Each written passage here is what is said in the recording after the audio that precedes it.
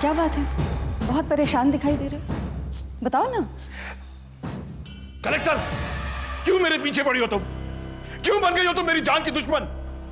क्या किया है इसने? इसने मेरे माल से भरे ट्रक जब्त कर लिए। उनकी एक्साइज ड्यूटी पे नहीं हुई थी। सुन लिया तुमने? सुन लिया? अपने बाप के कामों में अड़चने पैदा कर रही है। मेरे आदमियों को भी गिरफ्तार कर लिया इसने। चोर का साथ देने वाला शायद गुनहगार ही होता है ना। इससे बात मत कर कलेक्टर, मुझसे बात कर। मैं अपने आदमियों को छुड़ा लूंगा, तू मेरे ट्रक छुड़ा दे। सॉरी पापा, ये काम मुझसे नहीं होगा, क्योंकि कानून तोड़ने का हक किसी को भी नहीं है। तू अपने बाप से बात कर रही है, याद रख। कानून से ऊपर ना तो कोई रिश्ता होता है और ना ही कोई भावना। नसीहत मत दे मुझे, मत दे नसीहत। मेरे ट्रक छुड़वा दे। मैं किसी कानून वानून को नहीं जानता। लेकिन मैं जानती भी हूं और मानती भी हूं पापा। मैंने ये नौकरी गैर कानूनी काम में आपकी मदद करने के लिए ज्वाइन नहीं की, और ना ही मैंने सच्चाई और ईमानदारी की शपथ इस दिन के लिए ली थी। तो मैंने भी तुझे पढ़ा लिखा कर कलेक्टर इसलिए नहीं बनाया कि तू जगह जगह मेरी कब्रें खोदती फिरे। तू नहीं जानती, अगर ये माल नहीं छूटा तो मेरी जान को भी खतरा हो सकता है। मेरे सर पर भी लोग हैं। उसकी मुझे परवाह नहीं है, लेकिन ये गैर कानूनी काम मैं किसी भी कीमत पर नहीं कर सकती। तो फिर इस घर से चली जाओ। तुम नहीं रह सकती यहां। ये मेरा घर है, यहां मेरा कानून चलता है, और मेरी बात ना मानने वालों को यहां कोई जगह नहीं है। जाओ। ये क्या कह रहे हैं आप? जवान लड़की को घर से निकल जाने के लिए कह रहे हैं? जिस लड़की को अपने बाप की जान की परवाह नहीं, उसका होना या ना होना मेरे लिए कोई मायने नहीं रखता। माँ, अब मेरा यहाँ रहना मुश्किल हो गया है। आप मेरे साथ चलेंगी?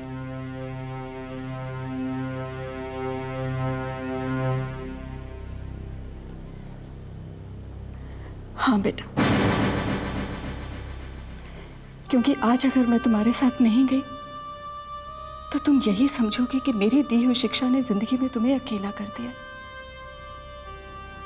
चलो बेटा।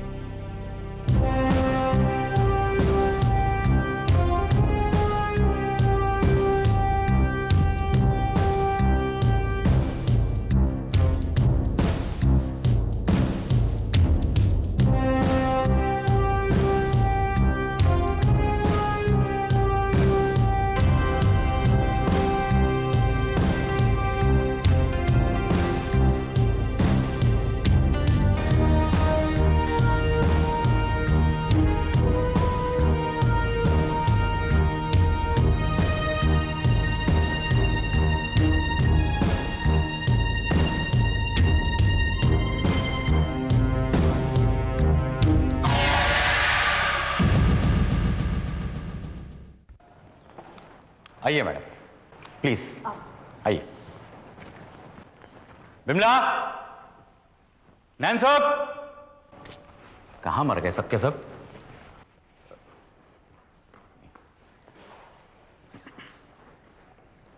मैडम, ये बिमला है, यहां पर खाना बनाती है, और ये नैनसुख है, यहां का माली और केयरटेकर, और ये धर्मा है, बाकी का सारा मेंटेनेंस इसके हाथ में है। अब तुम लोग खड़े खड़े यहां मुंह क्या देख रहे हो? जाओ अपना अपना काम करो।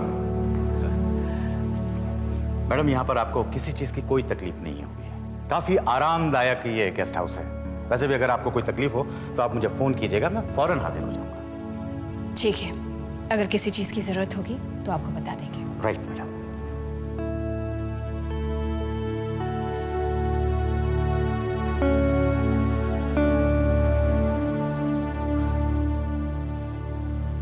माँ, वो घर छोड़ना मेरे लिए एक मजबूरी थी, लेकिन अब मुझे लग रहा है कि आपको मेरे साथ नहीं आना चाहिए था। ऐसा क्यों कह रही हो तुम बेटा? आपकी इस उदासी को देखकर माँ, मैं जानती हूँ वो घर छोड़ना आपके लिए कितना मुश्किल रहा होगा, लेकिन अगर आप चाहें तो अभी भी आप पापा के पास वापस जा सकते हैं। मैं आपको रोकूंगी नहीं। बेटा, ऐसी बातें करके तुम मुझे कमजोर करने की कोशिश कर रही हो।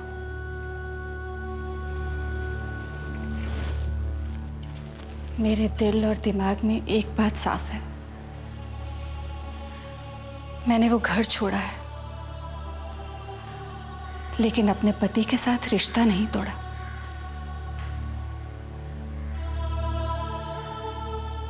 हमारे आदमी अपना मुंह तो नहीं खोलेंगे? नहीं सर जी, ऐसा बिल्कुल नहीं होगा। वो अपनी जान दे देंगे पर जबान नहीं खोलेंगे। ख्याल रखना। जी अच्छा। एसपी, कहाँ जा रही हो?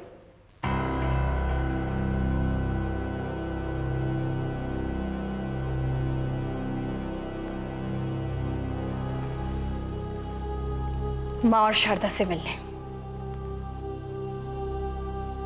पापा, ये ठीक नहीं हुआ।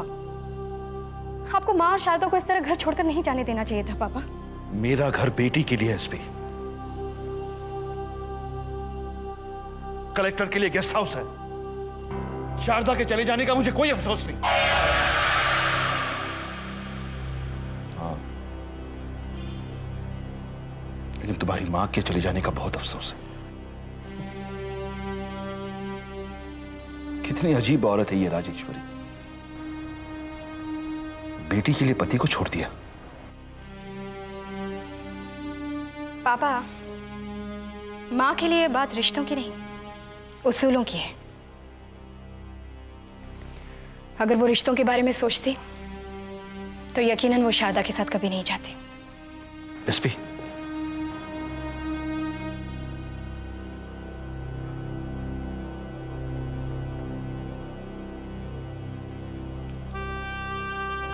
एसपी, हो सके तो अपनी मां को समझाकर घर वापस ले आओ। आपको क्या लगता है माँ वापस आएंगी? तुम कोशिश तो कर सकती हो। हाँ।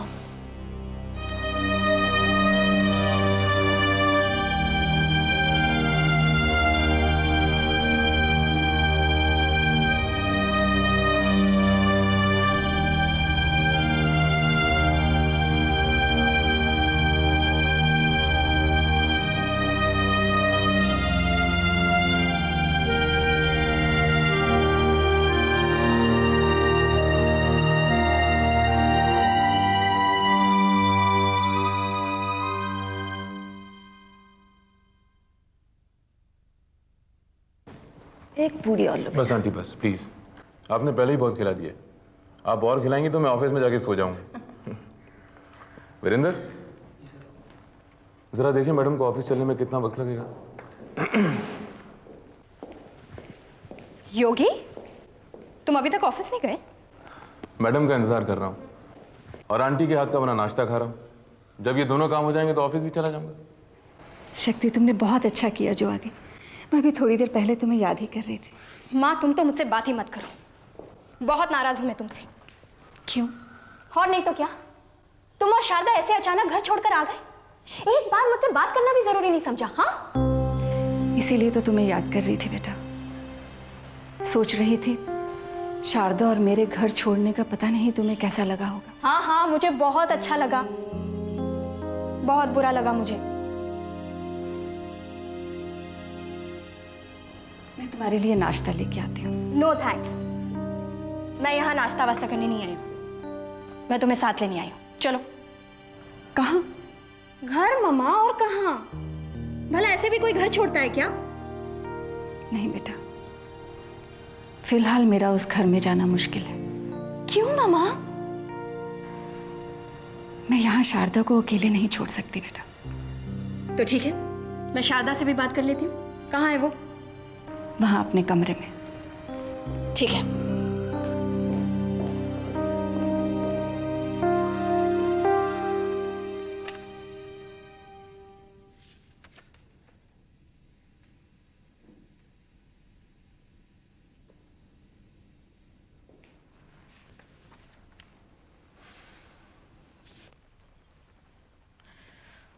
शारदा। एसपी तुम? एसपी नहीं, आज शक्ति तुम्हारे पास आई है। कहो शक्ति। ये क्या शारदा, ऐसे अचानक घर छोड़ने का मतलब क्या है? हाँ, सब कुछ जानते हुए भी ये सवाल क्यों पूछ रही हो? देखो शारदा, एज एन ऑफिसर मैं तुम्हारी बहुत रिस्पेक्ट करती हूँ।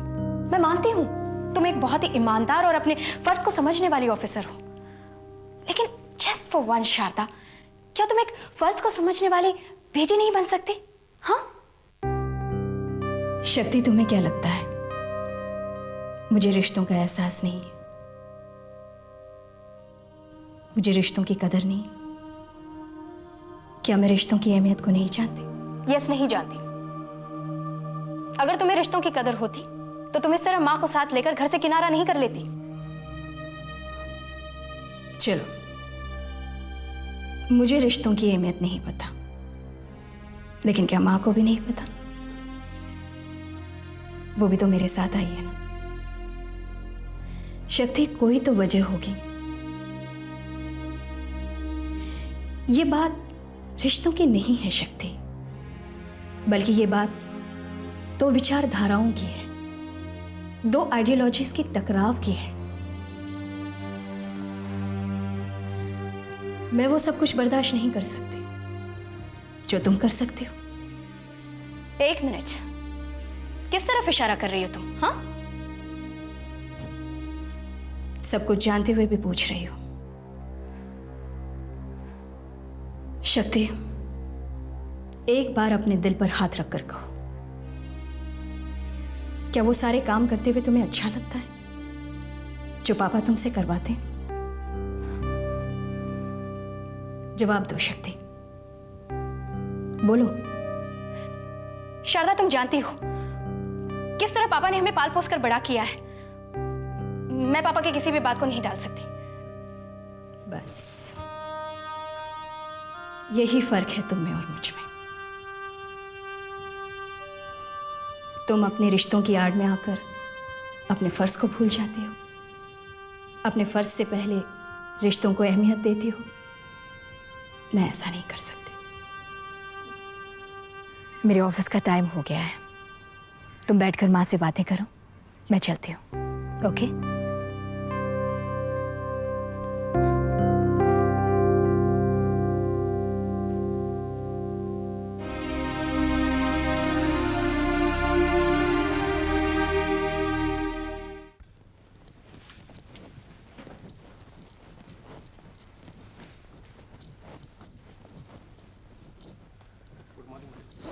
Good morning.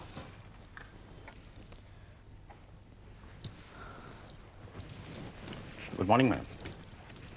ये वाइन कॉन्ट्रैक्टर्स का एक डेलीगेशन आपसे मिलना चाहता है। आपने टाइम दिया था मैडम? हाँ, उन्हें अंदर भेज दो। यस।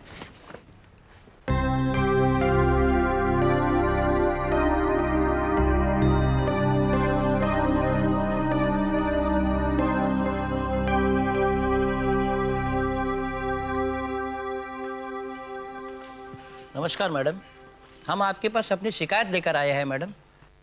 कहिए। हमें किस कसूर की सजा दी जा रही है मैडम?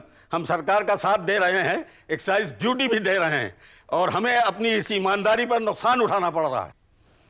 साफ साफ बताइए, बात क्या है? देखिए मैडम, L1 के एक ठेकेदार हैं जो एक्साइज ड्यूटी की चोरी करके अपनी दुकानों में माल 2-4 रुपए सस्ता बेचते हैं, जिसकी वजह से ग्राहक उन्हीं के पास जाते हैं। एक तो हम एक्साइज ड्यूटी भर रहे हैं और ग्राहक भी हमारे पास नहीं आ रहे हैं, जिसकी वजह से हमें दोहरे घाटे का शिकार होना पड़ रहा है। अब आप ही बताइए, क्या हम भी उनकी तरह सरकार के साथ बेईमानी शुरू कर दें? ये एक्साइज में हेरा फेरी कौन कर रहा है आपको पता है ना मैडम? हाँ, मुझे पता चला है कि कुछ लोग हैं जो बिना एक्साइज ड्यूटी दिए माल को इधर से उधर भेजते हैं। लेकिन आप लोग फिक्र मत कीजिए, हम उनके खिलाफ कार्रवाई कर रहे हैं। मैडम, आप वाकई कार्रवाई कर रही हैं या हमें सिर्फ दिलासा दे रही हैं? ये सवाल आप क्यों पूछ रहे हैं? गुस्ताखी माफ मैडम, ये सवाल इन्होंने आपसे इसलिए पूछा है कि एक्शन आपको किसी और के खिलाफ नहीं, अपने पिता के खिलाफ लेना है। देखिए, मैं यहां पर सरकार की प्रतिनिधि हूं। मैं जो भी काम करूंगी कानून के दायरे में रहकर करूंगी। हर उस इंसान के खिलाफ एक्शन लिया जाएगा जो सरकार को नुकसान पहुंचाने की कोशिश करेगा, चाहे वो मेरे पिता ही क्यों ना। अब आप लोग जा सकते हैं। धन्यवाद मैडम।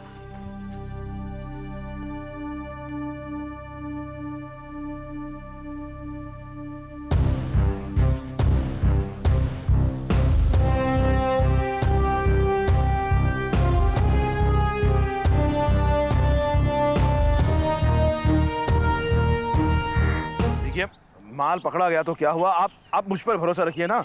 बस 2 दिन में आपके पैसे लौटा दूंगा। सर जी। हाँ जी, ठीक है ठीक है। क्या हुआ बनवारी, क्यों चिल्ला रहे हो? सर जी, बाढ़ ही खेत खाने लग गई है, अब क्या होगा? हुआ क्या है? सर जी, बहुत बुरी खबर है, हमारे सारे ठेके सील कर दिए गए हैं। क्या ठेके सील हो गए?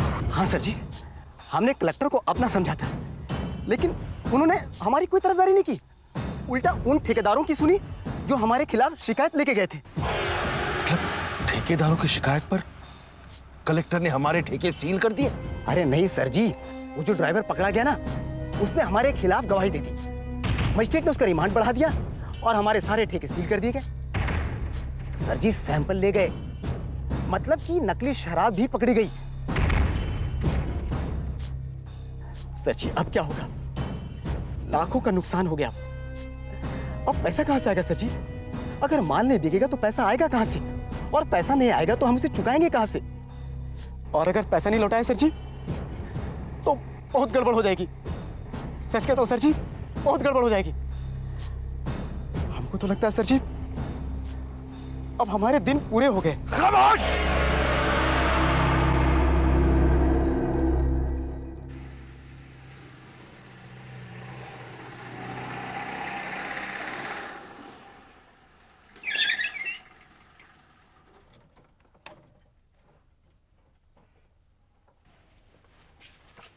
चले इंस्पेक्टर।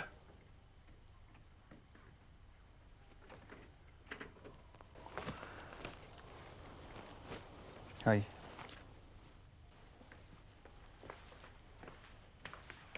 तुमने सुना नहीं बनवारी ने क्या कहा? मेरे सारे ठेके सील कर दिए उसने। क्या चाहती क्या है वो? मैडम। यस कृष्णमूर्ति, क्या बात है?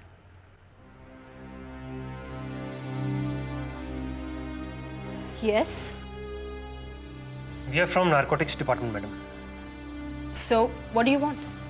सॉरी टू से मैडम, लेकिन आपके पिताजी के खिलाफ मेरे पास ही वारंट है। व्हाट? क्या कह रहे हो? मेरे खिलाफ वारंट कैसे निकल सकते हैं? सब कुछ हो सकता है मिस्टर ईश्वर। आप एक्साइज ड्यूटी के चोर हैं। आपके आदमी ने आपके खिलाफ गवाही दी है। आपके गोडाउन से मिलावटी शराब पकड़ी गई है। So now you are under arrest.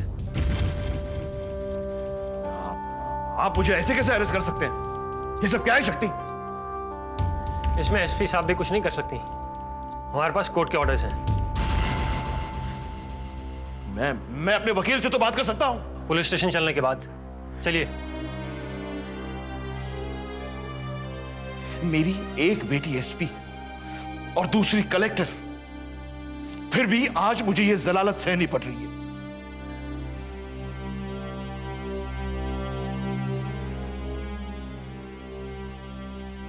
चलिए मिस्टर ईश्वर।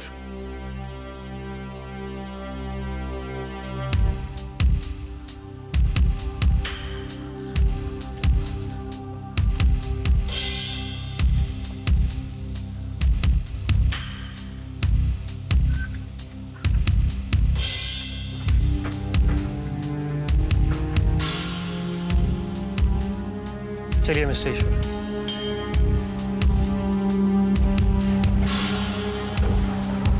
चलो हलदार।